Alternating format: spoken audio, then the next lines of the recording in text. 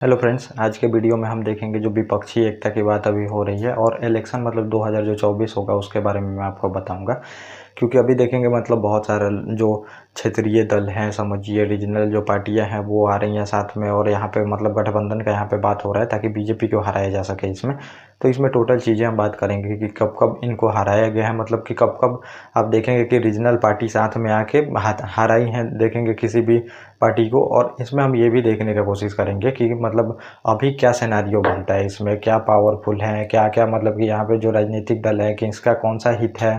क्योंकि ये हित के साथ ही देखेंगे, सब साथ में आ रहा है। क्योंकि आप देखेंगे कि जब भी मतलब हिस्ट्री में आप देखेंगे तो पहले ये गैर कांग्रेसी थे, अब ये गैर भाजपाई हो गए हैं। मतलब ये जो जितने भी रीजनल पार्टियां आपको देखने को मिलेंगी तो ये किसके दम पे, मतलब कांग्रेस को हराने के लिए ही गठित की गई थी। क्योंकि स्टेट में देखेंगे पूरी तरह से डोमिनेंस था। जब देखेंगे जैसे मतलब देश आज़ाद होता है उसके बाद कांग्रेस का ही पावर रहता है, हर एक जगह कांग्रेस ही जीतती है।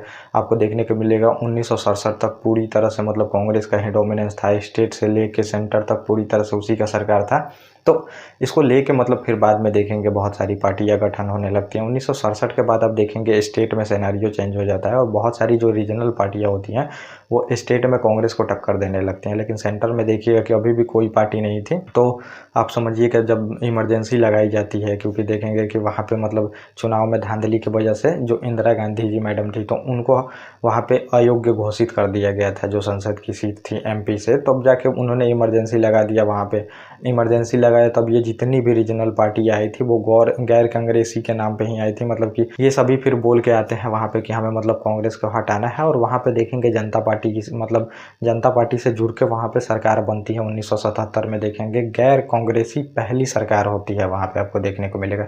और ये जितनी जयप्रकाश नारायण जी जो थे उनके मतलब नेतृत्व में समझिए ये पूरे तरह से ये दल आते हैं साथ में, जितने भी दल होते हैं। और ये जितने भी आज आपको नेता देखने को मिलेंगे तो ये कांग्रेस विरोध के नाम पे उस टाइम गठित हुई थी पार्टियां।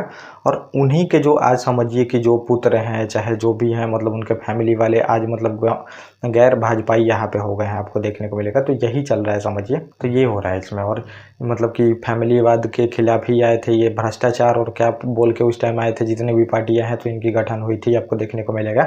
तो ये बोले थे उस टाइम की मतलब जो पहला तो मुद्दा था यहाँ पे भ्रष्टाचार और दूसरा परिवारवाद। क्योंकि आप देखेंगे कांग्रेस में पूरी तरह से जो फैमिली मेंबर थे उन्हीं का प्रभाव था वहाँ पे, और फैमिली मेंबर ही राज कर रहे थे। तो ये इनका कहना था कि ये डेमोक्रेसी है कि राजशाही है। वैसे ही आज भी आप स्टेट में देखेंगे उसका पुत्र ही फिर देखेंगे सीएम बनेगा, उसके पुत्र और उसके फैमिली वाले का ही कब्जा रहेगा पार्टी पे। तो पार्टी में खुद डेमोक्रेसी नहीं है, लेकिन वो डेमोक्रेसी की बात करते हैं और यहाँ पे तानाशाही बोलते हैं आ गया है, तानाशाही को हमें हटाना है। तो इनका मैं आपको ये भी बताऊंगा किसका कौन सा मुद्दा फंस रहा है। तो ये लोग साथ में आ रहे हैं, ये टोटल चीज़ें होंगी।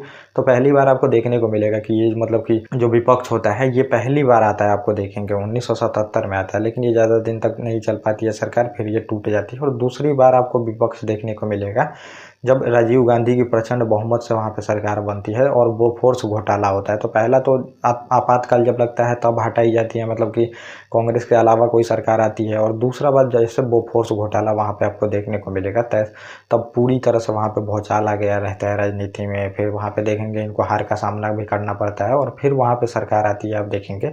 और जनता पार्टी से निकलती है बीजेपी। बीजेपी अलग है और जनता पार्टी अलग है, आपको देखने को मिलेगा।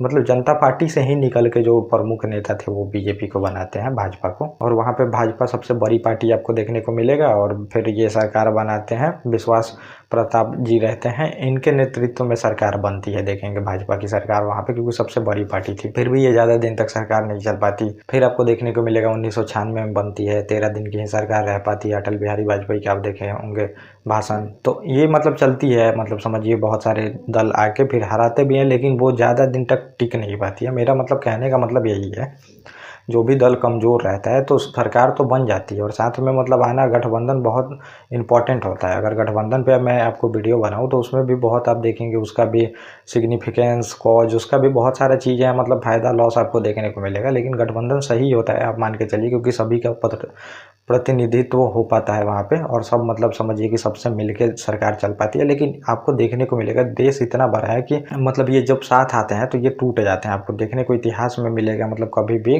गैर भाजपाई या फिर गैर कांग्रेसी अगर पार्टी मजबूत नहीं है तो वो सरकार में आके फिर ज़्यादा दिन तक टिक नहीं पाती है। ये तो अलग ही है आपको देखने को मिलेगा। तो ये जब भी विपक्ष साथ आते हैं तो वो सही होता है, मतलब इसमें आपको देखने को मिलेगा, लेकिन आपको हित देखने को मिलेगा, किसका कौन सा यहाँ पे हित जुड़ रहा है और क्या टक्कर दिया जा सकता है बीजेपी को। नहीं तो अभी ऐसा बोला जा रहा है कि टक्कर नहीं दिया जा सकता, क्योंकि इनके पास जो है, तो ये समझिए जो भी पार्टियां आपको देखने को मिलेगी, तो आप पार्टी अभी देखेंगे जो साथ आने के लिए तैयार नहीं है। तो अब कांग्रेस है, आप हैं, और ये भी जितने भी दल हैं, तो अब आपका भी देखेंगे मैटर फंस रहा है यहाँ पे। अब दिल्ली में जो अध्यादेश आई है, केंद्र सरकार लाई है, उसके खिलाफ ये अपना समर्थन मांग रहे हैं, लेकिन अब कांग्रेस है तो ये हाँ बोल नहीं रही। अब हाँ कैसे बोलेगी, क्योंकि इसका जो है तो दिल्ली में भी ये इलेक्शन लड़ती है, और इसमें हाँ बोलेगी तो इसको लॉस होगा कांग्रेस को, तो इस वजह से ये हाँ नहीं बोल रहे हैं।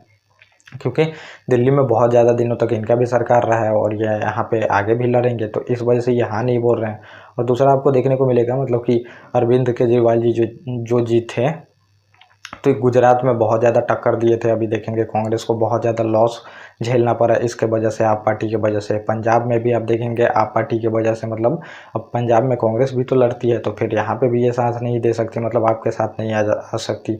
और अभी कुछ दिन पहले आप देखेंगे कि राजस्थान में जाके ये फिर कैसा अटैक करते हैं सरकार के खिलाफ में वहाँ पे, क्योंकि अब देखेंगे कांग्रेस का ही सरकार है वहाँ पे राजस्थान में, आपको देखने को मिलेगा। तो ये अटैक करते हैं वहाँ पे, क्योंकि ये चाहते हैं, मतलब नेशनल पार्टी का दर्जा तो मिला, अब ये पूरी तरह से एक्सपेंड करेगा भारत में, और किसी की पावर बढ़ेगी तो किसी की पावर तो घटेगी ही। आपको बिल्कुल ये पता होना चाहिए, ये कॉन्सेप्ट होता है, पावर किसी की बढ़ती है तो किसी की घटती है। अब मान लीजिए अरविंद केजरीवाल जी के पार्टी का आपका यहाँ पे पावर बढ़ेगा, तो या तो वो बीजेपी में से आए या फिर कांग्रेस में से आए, आपको नेशनल में देखने को मिलेगा, तो इस वजह से ये साथ नहीं आ सकते हैं। और आपको ममता बनर्जी जी का देखने को मिलेगा यहाँ पे बंगाल में, तो बंगाल में भी ये लोग साथ नहीं आ सकते, क्योंकि अब ममता बनर्जी क्या बोल रही है यहाँ पे, मतलब समझिए कांग्रेस को जितनी सीटें हैं लोकसभा में, ये जितने पे लड़ना चाहती है, सब बोल रहे हैं कि मुझे अपना अपना मतलब मेरे स्टेट का सीट दे दो, और बाकी तुम जानो, जैसे कैसे करना है तुम जानो, ये बोला जा रहा है। ममता बनर्जी भी बोल रही हैं बंगाल में मैं आपका साथ नहीं दूंगी, मतलब बंगाल का पूरा सीट हमें चाहिए, और बंगाल के अलावा ये कहीं मदद भी नहीं कर सकती, क्योंकि इसके बाद इनको कहीं जनता का सपोर्ट भी नहीं है। तो ये चाहती हैं कि बंगाल का जितना भी सीट है मुझे मिल जाए, मुझे मिल जाए, कांग्रेस ना लड़े इस पे।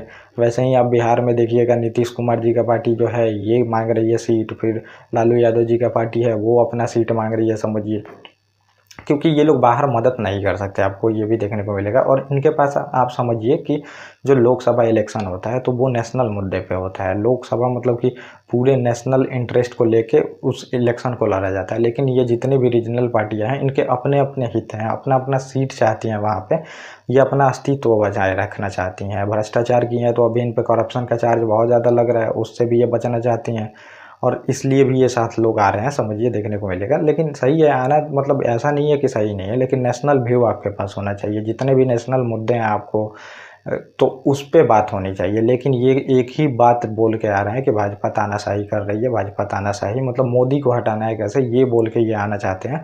तो ऐसे नहीं होता है। लोकसभा इलेक्शन में आपको नेशनल एजेंडा बताना होगा, आपका कौन कौन सा एजेंडा है नेशनल के लिए, आप क्या करने वाले हैं, तब जाके कोई नेशनल का मतलब इलेक्शन लड़ सकता है। तो वो बस कांग्रेस ही मतलब आपको देखने को मिलेगा, कांग्रेस के पास ही नेशनल एजेंडा है, बाकी किसी के पास देखने को आपको नहीं मिलेगा। बाकी सब अपना अस्तित्व बचाने का और अपना परिवार को बचाने के चक्कर में जो भी पार्टियां हैं स्टेट में वो कैसे भी अपना पकड़ बनाए रखना चाहती हैं, ये आपको देखने को मिलेगा। तो अभी आपको देखने को मिलेगा कोई भी ऐसी पार्टी नहीं है, और इनके पास जो पीएम का चेहरा है ये भी डिक्लेयर नहीं कर रहे हैं, कौन पीएम बनेगा कौन नहीं बनेगा, तो चेहरा भी नहीं है, तो इस वजह से भी इनको दिक्कत फेस करनी पड़ सकती है, ये भी बताया गया है एक आर्टिकल में। पर सबको यहाँ पे मतलब सबका एक ही मुद्दा है, जितना आप समझिए कांग्रेस से सीट ये लोग ले सके, सबका यही एक मतलब है कि कांग्रेस जितना इनको सीट है दे सके, और इनके पास कोई सीट का फॉर्मूला तो है नहीं ऐसा। तो ये लोग चाहते हैं अब यहाँ पे कांग्रेस की मतलब समझिए कि अब कांग्रेस भी इतना तो बेवकूफ़ है नहीं, जितना मतलब जितना लोग समझ रहे हैं वो भी अपना चीज़ें लेके चल रही है, तो वो इतना जल्दी सभी सीट देने वाली नहीं है, क्योंकि ये चाहते हैं सब उसका सीट ले लेने को। और अभी मतलब कि आप देखेंगे ये सीट देने के वजह से और क्षेत्रीय दलों के साथ लड़ने के वजह से ही कांग्रेस कमज़ोर हुई है वहाँ पे, जितना इसका पावर है तो इन्होंने ले लिया है, आपको देखने को मिलेगा। अभी आप देखेंगे कर्नाटक में इलेक्शन में कितना अच्छा प्रदर्शन रहा है, तो अब कांग्रेस भी समझ गई है अकेले लड़ने में ज़्यादा फायदा है, तो सीट ज़्यादा मतलब नहीं, सीट बंटवारे को ही लेके प्रॉब्लम फंसेगी, और साथ में आते भी हैं तो ये ज़्यादा दिन तक नहीं चलेगी, ऐसा माना जा रहा है। लेकिन पहले नंबर तो आप सीट जीतिए वो ही मुश्किल है, क्योंकि बीजेपी को अभी हराना बहुत मुश्किल है, क्योंकि अभी ये सबसे पावरफुल पार्टी है। और उस टाइम जितनी बार मैंने अभी बताया सरकार चेंज हुई थी, तो उस टाइम बोफोर्स घोटाला हुआ था, उस टाइम इस वजह से चेंज हुई थी जब विपक्षी आए थे, उसके पहले आपातकाल लगा था इस वजह से चेंज हुई थी, और तो इन सब के वजह से चेंज हुई थी सरकार। लेकिन अभी ऐसा कोई मुद्दा तो चल नहीं रहा है जिसके वजह से चेंज हो जाए। तो ये देखने को आपको मिलेगा, मतलब पूरी तरह से जो विपक्षी साथ आ रहे हैं तो इनका अपना अपना इंटरेस्ट है, समझिए, इस वजह से आ रहे हैं। और ये सब कांग्रेस को कमज़ोर करना चाहते हैं। मतलब जितनी भी कांग्रेस की सीट है तो उनको स्टेट में दे दो, स्टेट में वो लड़ ले और तुम्हारे साथ है तो स्टेट में लड़ेगी तो कांग्रेस की ही, मतलब समझिए यहाँ पे ये होगी। तो ये देखने को मिल रहा है। तो ये पूरी तरह से आर्टिकल था जो मैंने आपको बता दिया। ओके गाइस, थैंक यू, और अब हम मिलेंगे अपने नेक्स्ट टॉपिक।